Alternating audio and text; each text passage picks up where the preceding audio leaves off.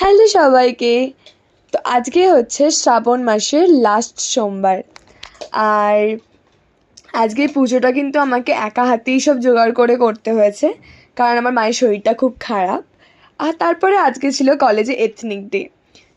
তো আমি এই ড্রেসটা একটু মিক্স ম্যাচ করে পরে আর চলে গেলাম কলেজের জন্য। গাইস, ট্রাস্ট মি, আজকে না আনপ্ল্যান্ড একটা খুব বড় আমাদের প্ল্যানিং কাজ এসে গেছে। মানে আমরা অনেক দিন ধরে প্ল্যান করছিলাম যে আমরা পার্ক স্ট্রিটের ইস্কনটাই যাব, কিন্তু যাওয়া হচ্ছিলই না।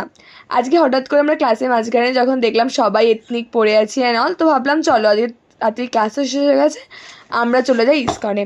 তো আমাদের কলেজ থেকে ওটা হাঁটা পথেই আমরা চলে গেলাম। আর এই যে দেখছেন ওই যে গ্রিন ব্যাগটা আমি জুম করছি, ওর ওখানে স্কুল, ও ওটাকে দেখে লাফিয়ে লাফিয়ে চলে গেছে।